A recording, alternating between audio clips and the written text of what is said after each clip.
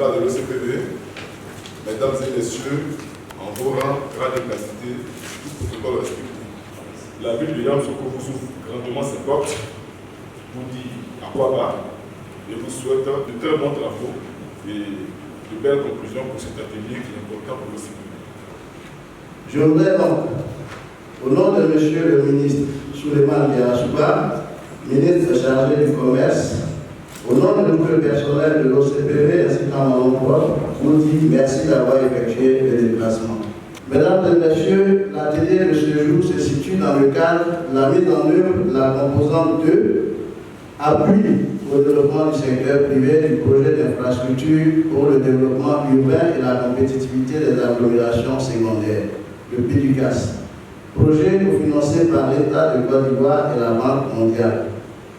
Dans le cadre de ce projet, l'OCPV a bénéficié d'un appui institutionnel pour le renforcement de ses capacités.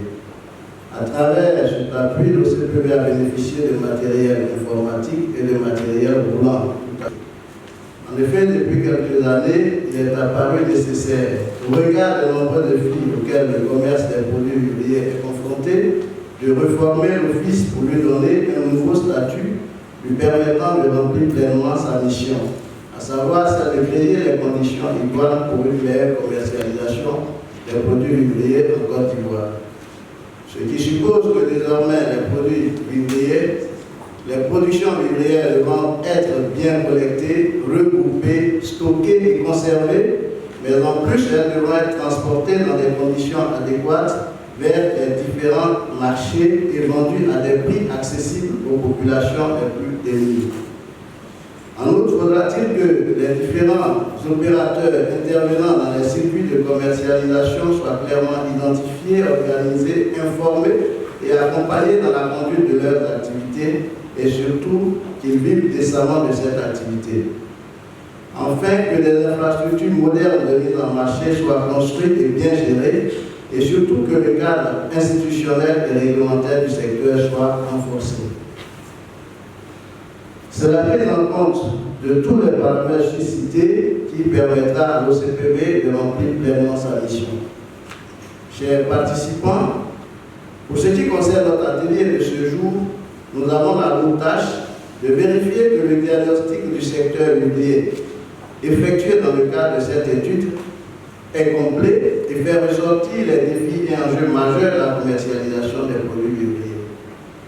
Nous devons également vérifier que le diagnostic du fonctionnement de l'OCPV fait ressortir l'adéquation entre sa mission et les défis à relever, l'adéquation entre les postes et les missions, l'adéquation entre les missions et les compétences des agents et formule des recommandations pour un bon management de l'OCPV. Au regard de la diversité des participants et de leur expertise avérée dans le domaine du immobilier, je reste convaincu que les interventions des uns et des autres permettront d'enrichir ce rapport dont la version finale fera l'objet d'une communication en Conseil des ministres. Vous êtes enfin en train de redonner une nouvelle vie à l'OCPV. Merci pour tout. Donc, le PIDUCAS intervient exclusivement à Boaké et à San Pedro et a pour objectif de créer des conditions de compétitivité pour ces deux villes-là, en améliorant bien entendu la mobilité des biens et des personnes dans les villes, en appuyant les PME pour renforcer l'économie locale et en améliorant le cadre urbain et la qualité des services municipaux. Pour atteindre ces objectifs, l'intervention du PIDUCAS se repose sur trois piliers que nous pouvons appeler aussi des composantes. La première étant l'amélioration de la performance des infrastructures économiques. La deuxième composante étant l'appui au développement du secteur privé. Et la troisième composante, l'amélioration des institutions, la réglementation et l'aménagement urbain des villes ciblées. Mesdames et messieurs, ce qui nous retient ici aujourd'hui, c'est bien le deuxième pilier de ce projet, ou du moins de ce projet, à savoir l'appui au secteur privé. Cette composante elle-même a deux sous-composantes, la première étant le programme d'entrepreneuriat et la seconde sous-composante concerne l'appui institutionnel. Et donc dans cet appui-là, nous appuyons les directions techniques du ministère en charge de la promotion des PME. Nous appuyons également l'Agence Côte d'Ivoire PME et enfin nous appuyons l'OCPV. Nos appuis à l'OCPV représentaient initialement un peu plus d'1,3 milliard, mais des économies ont été bien entendu réalisées sur des marchés passés, notamment sur le marché de la plateforme digitale, qui nous ont ramené à un peu plus de 900 millions. Ces appuis couvrent notamment des études, mais aussi des acquisitions. En termes d'acquisition, nous avons fait l'acquisition de 3 véhicules, dont 2 pick-up et un 4x4. Pour les bureaux de région, à cela il faut ajouter du matériel informatique, donc des ordinateurs et des imprimantes. Au titre des études, nous en finançons 8 principalement, dont l'audit organisationnel de l'OCPV, étude pour laquelle le cabinet KPMG a été recruté comme consultant. Nous avons mis un point d'honneur dans le choix du cabinet pour produire un travail de qualité. Un cabinet comme KPMG a une réputation et soit resté professionnel en toutes circonstances. Comme dans tout processus, l'avènement de l'OCPV en 1984 comme instrument répondait à un besoin précis du gouvernement.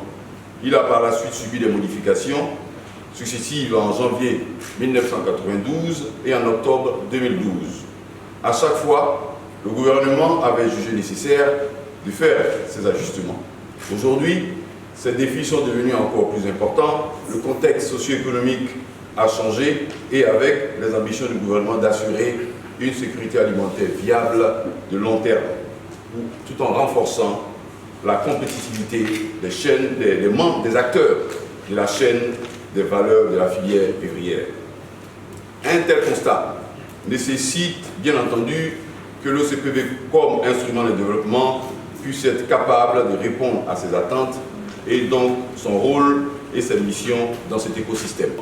Je pense pour ma part que les différentes modifications de son décret de création, intervenu en janvier 1992 et en octobre 2012, peuvent être considérées comme des mises à jour au sein d'une même version. Mais aujourd'hui, il nous faut repenser l'instrument. J'espère que les conclusions de cet audit organisationnel devraient nous envoyer plus loin et engager des réformes de fond avec certainement plus de ressources pour l'OCPV, mais aussi plus d'exigences en termes de résultats et d'impact à produire pour l'OCPV. Mesdames et messieurs, je n'ai aucun doute que Monsieur le ministre du Commerce, qui est représenté ici, s'appropriera les résolutions de cet atelier pour engager les réformes nécessaires en vue d'une meilleure compétitivité de l'OCPV. À ce stade de mon propos, je voudrais adresser à chacun et à chacune de vous mes vifs remerciements pour avoir bien voulu honorer de votre présence cet atelier. Cela témoigne de l'intérêt que vous portez à l'OCPV. Je voudrais également saisir cette opportunité pour adresser mes chaleureux remerciements au groupe de la Banque mondiale, partenaire privilégié de la Côte d'Ivoire et dont le financement a permis cet atelier. Je n'oublie pas nos autres amis, notamment de la presse, qui vont amplifier, j'espère, cet événement. Sur ces mots, je voudrais clore mon propos et vous souhaiter un bon atelier. L'OCPV, établissement public national à caractère administratif, créé par le décret numéro 84-334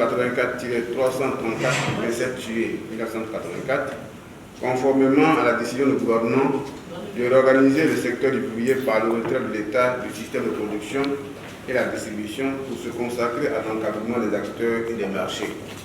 Il a pour mission d'apporter une aide multiforme pour l'amélioration de la commercialisation des produits vivriers en Côte d'Ivoire, la distribution effective de ces produits étant réservée à l'initiative privée.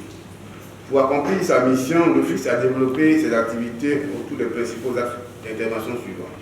Les activités d'information économique basées sur la collecte, le traitement et l'analyse et la diffusion des informations, la promotion des infrastructures commerciales, marché de gros, centres de collecte, etc., l'encadrement et l'assistance commerciale apportée aux opérateurs du secteur de la distribution et la commercialisation des produits vivriers, Aujourd'hui, en raison de la mission affichée du gouvernement ivoirien d'assurer la sécurité alimentaire de toutes les populations vivant sur le territoire national, il y a nécessité que la mission de l'OCPV évolue.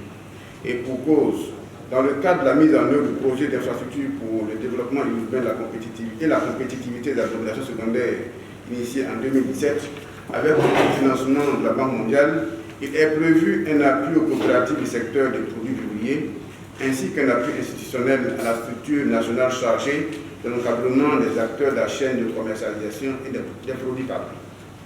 Malheureusement, le statut d'établissement public à caractère administratif ne permet pas d'apporter des solutions aux nombreux défis du secteur. C'est pourquoi il convient d'avoir un statut qui lui confère plus de pouvoir et d'autonomie. C'est dans ce contexte qu'un audit organisationnel et fonctionnel de l'OCPV a été commandité afin de mettre en application les enjeux et défis du secteur vivrier avec son organisation et son fonctionnement d'une part, d'autre part renforcer la capacité opérationnelle et technique du personnel d'autre part. La réalisation de cet audit a été confiée au cabinet KPMG. L'atelier qui s'ouvre ce matin vise à valider le rapport provisoire de cet audit.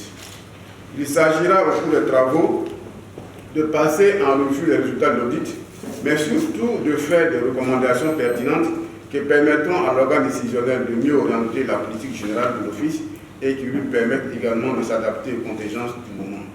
C'est pour cela que je voudrais en appeler à la participation effective de tous, afin qu'au terme des travaux, les modalités d'organisation et de fonctionnement de nouveaux organismes de régulation de la commercialisation des produits vivriers qui seront adoptés et proposés au gouvernement lui permettent d'assurer partout en Côte d'Ivoire et pour toute la population la disponibilité de produits vivriers en quantité et en qualité. C'est sur cet appel et en vous souhaitant d'excellents travaux que je déclare ouvert l'atelier de validation du rapport provisoire de l'audit organisationnel et fonctionnel de l'OCPV. Je vous remercie.